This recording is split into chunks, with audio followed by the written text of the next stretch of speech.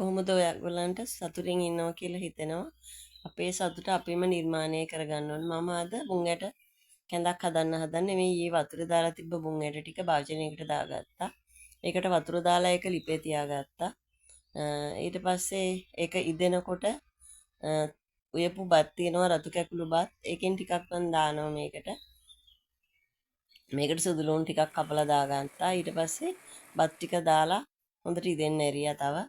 මුං ඇට එක ඉදුණට පස්සේ තමයි බත් ටික දාගත්තේ. ඊට පස්සේ මං පොල් කිරි දාගන්නවා මේකට. හොඳ මිටි කිරි ටිකක් දාගන්න. එතකොට රහට තියෙනවා. මේ වගේ ඊට පස්සේ හොඳට කලවම් කරලා ඒක ඉදෙන්න දෙන්න. ඊට පස්සේ ඒකට ලුණු ටිකක් දාගන්න ඕනි. රස බලලා මදි නම් තව මේ පොල් කිරි ටිකක් දාගන්න. මම තව පොල් කිරි ටිකක් දාගත්තා මේකට මේ වෙලාවේ. ඝනකම් වැඩි වගේ තියෙනවා නම් පොල් කිරි කැමති නැත්නම් මේකට උණු වතුර ටිකක් දාගන්නත් පුළුවන්. මේක දිය ගතියට හදා ගන්නත් පුළුවන්. නැත්නම් ටිකක් ඝනකම හිටින්න හදා ගන්නත් පුළුවන් මේ වගේ. මේක ගොඩක් ගුණයි මේ කාලෙට ගොඩක් උෂ්ණ කාලයක් හින්දා ඇඟට සිසිල දෙන දෙයක්. මේ වගේ එක ඉදිලා තිබුණා. නිවුණට පස්සේ මම මේක බෙදාගත්තා. මේක ටිකක් ඝනකමට තමයි තිබුණේ නිවුණට පස්සේ. ඔයගලන්ට මේක දිය ගතියට ඕන නම් උණු වතුර හරි පොල් කිරි හරි තව ටිකක් දාගන්න. මම ඒක කන්න ගෙදර හකුරු තිබුණ මම ඒකෙන් ටිකක් තියාගත්තා. ඒක ටිකක් දිය වෙලා වගේ තිබුණේ මම ඒක පැත්තකින් තියාගත්තා කන්න. මේ මුං ඇට මම පැල මුං ඇට වෙන්න දාපුවා ඊයේ රෑ එක. මේක වහලා තිබ්බහම මෙන්න මේ වගේ දවසක් වහලා තියලා ඊට පස්සේ ආයෙ ෆ්‍රිජ් එකට දාලා දවස් දෙකක් විතර යනකොට මේ වගේ පැල වෙලා එනවා. මේක ගොඩක් ගුණයි හැම දෙයකටම. කැඳ හදන්න පුළුවන්, මාළු යන්න පුළුවන්, තම්බල කන්න පුළුවන්.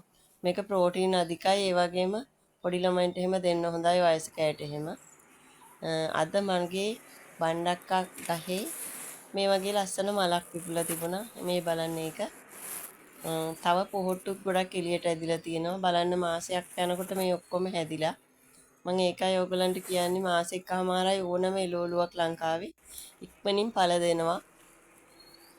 මේ බලන්න කොළ ගොඩක් ලොකු වෙලා මේ හැම එකෙම පොහොට්ටු වගේ තියෙනවා මල්. මේ හාල් වතුර දාලා හාලට හිටලා තියෙනවා ඒකේ.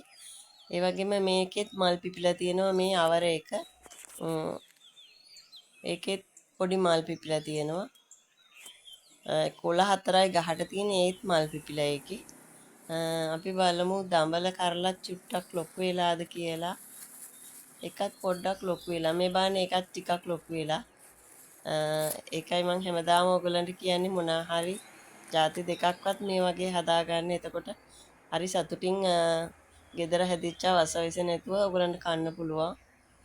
මල් ටිකත් ලොකු වෙලා හැදිලා තිබුණා. මම ඒවා පූජා කරන්න ගත්තා. ඔයගලන්ට සුබ දවසක්.